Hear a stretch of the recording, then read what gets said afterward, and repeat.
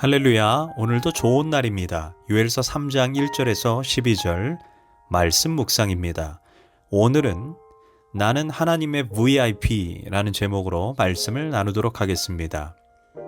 요엘서 1장과 2장에서는 하나님께서 이스라엘 백성들의 죄악을 엄중히 다루시고 징계하시는 모습을 보았습니다.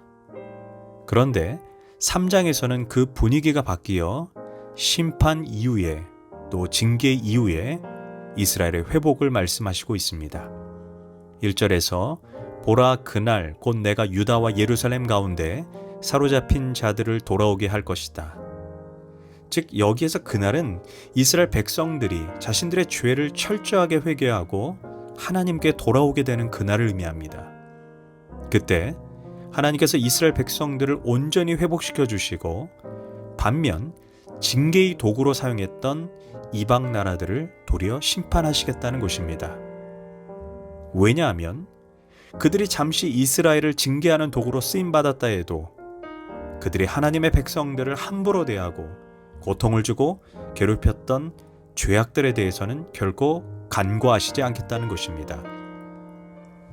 예를 들어 하나님께서 혈기 많고 인내하지 못하는 내 못된 성품을 고치기 위해 잠시 직장 상사를 사용하여 연단합니다. 때때로 내가 최선을 다해 만든 서류를 잘 확인해 보지도 않고 땅바닥에 내동댕이 칩니다. 이유 없이 뺑뺑이 돌리고 때때로 모함하고 따돌립니다. 그때 나는 많은 눈물을 흘리고 억울함을 경험합니다. 그로 인해 나도 모르게 하나님께 매달려 하나님의 도우심을 간구하며 밤새 눈물을 흘리기도 합니다. 그러다가 나도 모르게 하나님의 만지심을 통해 인내를 배우게 되고 온유한 성품으로 변해가고 더욱 하나님을 의지하는 자가 됩니다. 물론 그 직장 상사는 하나님께서 나의 성품을 변화시키기 위해 잠시 징계의 막대기로 사용한 것입니다. 그러나 아무리 징계의 도구로 사용했다 해도 하나님은 그들이 당신의 백성을 함부로 대하고 고통을 주고 죄악을 범한 것들에 대해서 반드시 계수하시고 심판하신다는 것입니다. 결국 하나님의 백성과 세상 백성의 차이가 여기 있습니다. 하나님의 백성에게 있어 징계와 심판은 멸망시키고 망하게 하려 하심이 아닙니다. 결국 나를 연단하여 그리고 나를 단련하여 정금으로 만드시려는 하나님의 섭리가 그 안에 있는 것입니다. 반면 세상 백성들의 징계와 고난은 결국 멸망과 심판일 뿐이고 어떤 의미도 없습니다. 물론 그들이 잠시 하나님의 백성을 훈계하고 징계하는 심판의 도구로 잠시 쓰였다 해도 그것이 그들이 지은 죄에 대해 면책을 얻는 것은 아닙니다. 우리가 다 논리적으로 이해할 수 없으나 하나님은 자기 백성을 향해 한량없는 편애적 사랑을 하신다는 것을 요엘서가 보여주고 있습니다.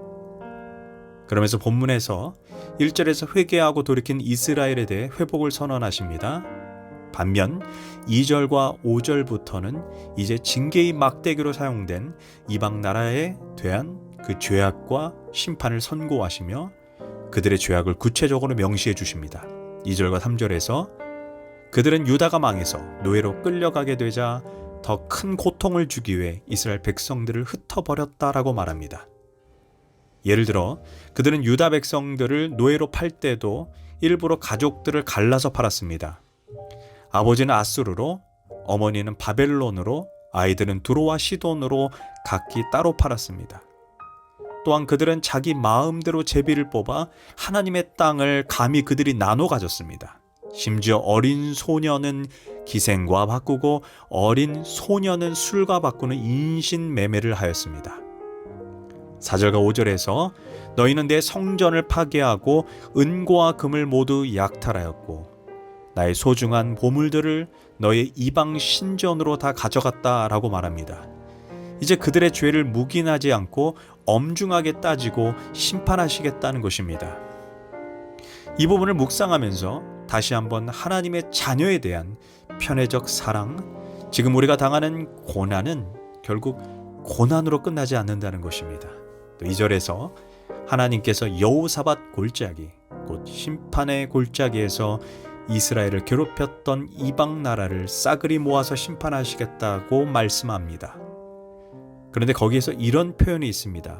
내가 직접 내려가서 내 백성, 내 기업인 이스라엘을 위해서 적대자들을 직접 심문하시겠다라고 말씀합니다. 우리는 여기에서 하나님께서 이스라엘에 대해 어떤 생각을 가지고 계신지 알 수 있습니다.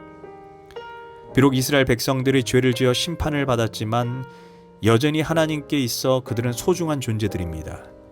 그러니까 이스라엘의 징계와 고통은 더 큰 축복을 담는 그릇을 만들기 위해 잠시 그릇을 깨트려 고통을 준 것입니다. 왜냐하면 종기 그릇은 종기 그릇 축복만 담을 수밖에 없습니다. 고로 그릇이 넓어진 만큼 우리는 하나님의 축복을 담게 됩니다. 그래서 하나님이 당신의 택한 백성을 징계한 이유는 사실 사랑의 표현입니다. 반면 그들을 괴롭혔던 나라를 보복하는 것 역시 택한 백성을 사랑하기 때문입니다. 그래서 우리들은 하나님의 특별한 VIP입니다. 너는 내 사랑하는 백성이요, 너는 내 기업이다. 이 말은 하나님께서 나에 대해 얼마나 특별한 관심을 가지고 있는지를 알 수 있습니다. 그래서 우리는 욥의 고백을 할 수 있는 것입니다. 그가 아시나니 그가 나를 단련하신 후에 내가 정금처럼 나오리라. 또한 바울의 고백처럼 하나님을 사랑하는 자, 곧 그 뜻대로 부르심을 받은 자들은 결국에는 모든 것이 합력하여 선을 이룬다는 것입니다. 여기에 모든 것이라고 하는 것은 선뿐만 아니라 악을 의미합니다. 행복뿐만 아니라 불행까지도 의미하는 것입니다. 그러나 그 모든 것이 궁극적으로 합력하여 하나님의 섭리 가운데 우리 인생의 가장 좋은 선으로 우리를 인도한다는 것입니다. 그래서 하나님의 특별한 사랑을 받는 우리들이 이제는 더 이상 죄악으로 인해 넘어지는 인생이 아니라 이제는 하나님의 마음을 헤아리는 성숙한 자녀의 길로 나아가야 합니다. 혹시 지금 어두운 영혼의 밤을 보내고 있다면 회개함으로 하나님의 품으로 돌아가십시오. 죄악에 더 이상 우리 영혼을 담그지 마십시오. 진실로 회개하십시오. 그럼 당신은 결국 하나님의 손에 사로잡힌 위대한 걸작품으로 변모하게 될 것입니다. 기도하겠습니다. 하나님의 백성들을 향한 하나님의 특별한 사랑과 편애에 감사를 드립니다. 때때로 나를 당신의 사람으로 만들어가기 위해 연단하시고 고통을 주시지만 그것이 본심이 아님을 깨닫게 됩니다.